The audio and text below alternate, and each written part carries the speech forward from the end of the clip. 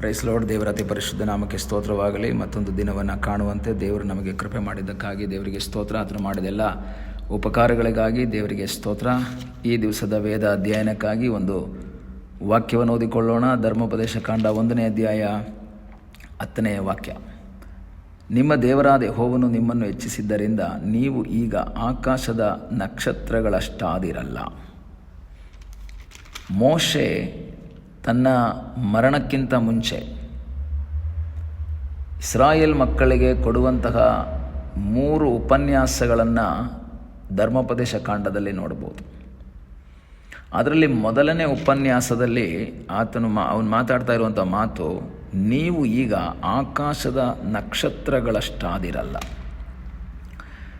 ಈ ವಾಕ್ಯವನ್ನು ಗಮನಿಸುವಾಗ ಆದಿಕಾಂಡ 15:5 ದೇವರು ಅಬ್ರಹಾಮನಿಗೆ ಕೊಟ್ಟಂತಹ ಒಂದು ವಾಗ್ದಾನದಲ್ಲಿ ನಿನ್ನ ಸಂತತಿಯನ್ನು ಆಕಾಶದ ನಕ್ಷತ್ರಗಳಷ್ಟು ಮಾಡುತ್ತೇನೆ ಎಂಬುದಾಗಿ ವಾಗ್ದಾನ ಮಾಡಿದ್ರು.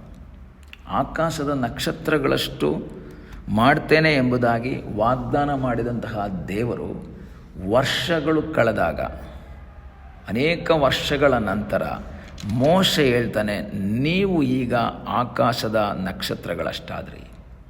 ಅದರಲ್ಲಿ ಒಂದನೆಯ ಒಂದು ಅರ್ಥ ಏನು ಅಂತ ಹೇಳಿದ್ರೆ, ದೇವರು ವಾಗ್ದಾನದಲ್ಲಿ ನಂಬಿಗಸ್ತನಾದ ದೇವರು. ಒಬ್ಬ ಮಗ ಸಹ ಇಲ್ಲದೇ ಇದ್ದಂತಹ ಒಂದು ಸಮಯ.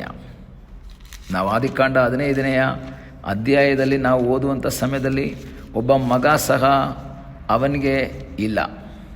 ಅಂಥ ಸಮಯದಲ್ಲಿ ದೇವರು ಮಾಡ್ತಾ ಇರುವಂಥ ಒಂದು ಮಾತು 15:5,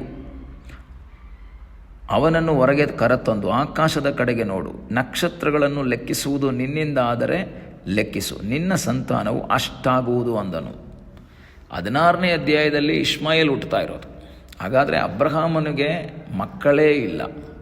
ಇಸಾಕಿಲ್ಲ ಅಂತಲ್ಲ, ಇಷ್ಮಾಯೇಲು ಜನಿಸಿಲ್ಲ.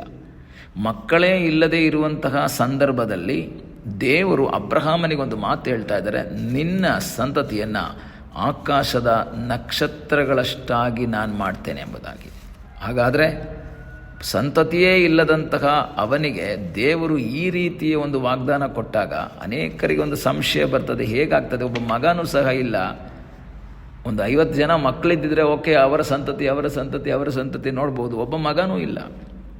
ಆದರೆ ದೇವರ ವಾಕ್ಯವನ್ನು ಓದುವಾಗ ಗೊತ್ತಾಗ್ತದೆ, ದೇವರು ವಾಗ್ದಾನಗಳನ್ನು ನೆರವೇರಿಸುವುದಕ್ಕೆ ಶಕ್ತನಾಗಿದ್ದಾನೆ, ವಾಗ್ದಾನಗಳನ್ನು ನಡೆಸುವುದಕ್ಕೆ ಶಕ್ತನಾಗಿದ್ದಾನೆ, ವಾಗ್ದಾನದಲ್ಲಿ ನಂಬಿಗಸ್ತನಾದ ದೇವರಾಗಿದ್ದಾನೆ. ನನ್ನನ್ನು ಕೇಳುವ ದೇವರ ಮಗುವೆ, ನಿನ್ನ ಜೀವಿತದಲ್ಲಿ ದೇವರೊಂದು ವಾಗ್ದಾನ ಕೊಟ್ಟಿದ್ದರೆ ಆ ವಾಗ್ದಾನ ನೆರವೇರುವುದಕ್ಕೆ ಸಾಧ್ಯತೆಗಳಿಲ್ಲದೆ ಇರಬಹುದು, ಸನ್ನಿವೇಶಗಳು ಪ್ರತಿಕೂಲವಾಗಿರಬಹುದು, ನಡೆಯುವಂತಹ ಸಾಧ್ಯತೆಗಳು ಕಾಣದೇ ಇರಬಹುದು.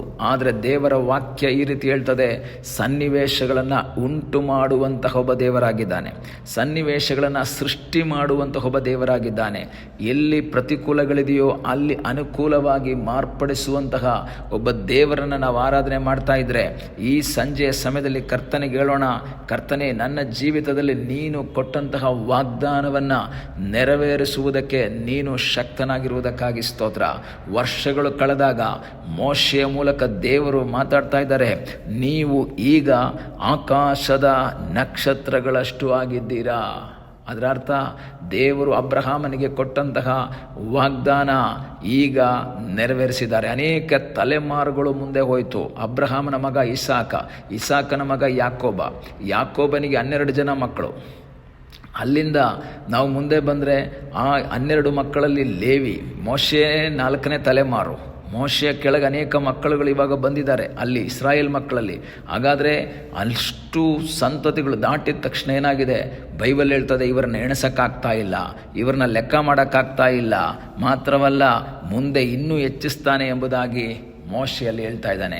ಈ ದಿನದಲ್ಲಿ ವೇದನೆಯಲ್ಲಿ, ನಿರಾಶೆಯಲ್ಲಿ ಭಾರ ಪಡುವಂತಹ ದೇವರ ಮಗುವೆ, ಸನ್ನಿವೇಶಗಳನ್ನು ನೋಡಬೇಡ, ವಾಗ್ದಾನ ಮಾಡಿದ ದೇವರನ್ನು ನೋಡು. ವಾಗ್ದಾನ ಮಾಡಿದಂತಹ ದೇವರು ನಿನ್ನ ಜೀವಿತದಲ್ಲಿ ಅದ್ಭುತವನ್ನು ಮಾಡುವುದಕ್ಕೆ ಶಕ್ತನಾಗಿದ್ದರೆ ನಂಬಿಕೆಯಿಂದ ಆತನ ಮುಖವನ್ನು ನೋಡು. ನನ್ನ ದೇವರು ನನಗಾಗಿ ಅದ್ಭುತವನ್ನು ಮಾಡ್ತಾನೆ, ಮಾಡಿದಂತಹ ವಾಗ್ದಾನವನ್ನು ನೆರವೇರಿಸುವುದಕ್ಕೆ ಆತನು ಶಕ್ತನಾಗಿದ್ದಾನೆ ಎಂಬುದಾಗಿ ನಂಬಿ ಮುಂದೆ ಸಾಗುವುದಾದರೆ ನಿನಗಾಗಿ ಅದ್ಭುತವನ್ನು ಮಾಡುವ ಒಬ್ಬ ಸರ್ವಶಕ್ತನಾದ ಒಬ್ಬ ದೇವರಿದ್ದಾನೆ. ಆದ್ದರಿಂದ ಸನ್ನಿವೇಶಗಳನ್ನ ನೋಡೋದು ಬೇಡ, ಇವತ್ತಿನ ಪರಿಸ್ಥಿತಿಯನ್ನು ನೀನು ನೋಡಬೇಡ. ಇವತ್ತಿನ ಪರಿಸ್ಥಿತಿ ಹೇಳ್ತಾ ಇದೆ ನಡೆಯಲ್ಲ, ಇವತ್ತಿನ ಪರಿಸ್ಥಿತಿಗಳು ಹೇಳ್ತಾ ಇದೆ ಆಗಲ್ಲ. ಆದರೆ ನೀನು ಪರಿಸ್ಥಿತಿಗಳನ್ನು ನೋಡಬೇಡ, ನೀನು ದೇವರ ಮುಖವನ್ನು ನೋಡು, ಆತನನ್ನು ನೋಡು.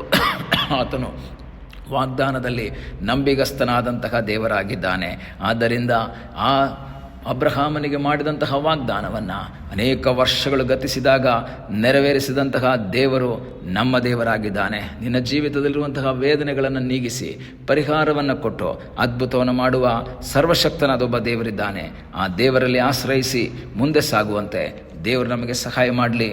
ಕಣ್ಣುಗಳನ್ನ ಮುಚ್ಚೋಣ, ಪ್ರಾರ್ಥನೆ ಮಾಡೋಣ. ನಮ್ಮನ್ನು ಬಹಳವಾಗಿ ಪ್ರೀತಿ ಮಾಡುವ ಪರಲೋಕದ ತಂದೆಯಾದ ದೇವರೇ, ಒಳ್ಳೆ ಸಮಯಕ್ಕಾಗಿ ನಿನಗೆ ಸ್ತೋತ್ರ. ಈ ಸಮಯದಲ್ಲಿ ದೇವರೇ, ನಮ್ಮನ್ನು ನಿನ್ನ ಪಾದಗಳಿಗೆ ಒಪ್ಪಿಸಿಕೊಡ್ತೇವೆ. ದೇವರೇ, ನೀನು ವಾಗ್ದಾನದಲ್ಲಿ ನಂಬಿಗಸ್ತನಾದ ದೇವರು, ವಾಗ್ದಾನವನ್ನು ನೆರವೇರಿಸುವಂತಹ ಸರ್ವಶಕ್ತನಾದ ದೇವರು. ನಿನ್ನ ವಾಗ್ದಾನವನ್ನು ಬಿಗಿಯಾಗಿ ಹಿಡಿದುಕೊಂಡು ದೇವರೇ, ಪರಿಸ್ಥಿತಿಗಳನ್ನು ನೋಡದೆ, ಸನ್ನಿವೇಶಗಳನ್ನು ನೋಡದೆ ಅದನ್ನು ಅನುಕೂಲ ಮಾಡುವ, ಪರಿಸ್ಥಿತಿಗಳನ್ನು ಬದಲಾಯಿಸುವಂತಹ ನಿನ್ನ ಮುಖವನ್ನು ನೋಡುತ್ತಾ ನಿನ್ನಲ್ಲಿ ಆಶ್ರಯಿಸಿ ಮುಂದೆ ಸಾಗಿ ನಿನ್ನ ಅದ್ಭುತಗಳನ್ನು ಜೀವಿತದಲ್ಲಿ ಕಂಡುಕೊಂಡು ನಿನ್ನನ್ನು ಘನಪಡಿಸುವ ಹಾಗೆ ನೀನು ನಮಗೆ ಸಹಾಯ ಮಾಡು. ಪ್ರಾರ್ಥನೆಯನ್ನು ಕೇಳಿದ್ದಕ್ಕಾಗಿ ನಿನಗೆ ಸ್ತೋತ್ರ. ಯೇಸುವಿನ ಮುದ್ದಾದ ಹೆಸರಿನಲ್ಲಿ ಬೇಡಿಕೊಳ್ಳುತ್ತೇವೆ ನಮ್ಮ ಪ್ರೀತಿಯ ತಂದೆಯೇ. ಆಮೇನ್. God bless you.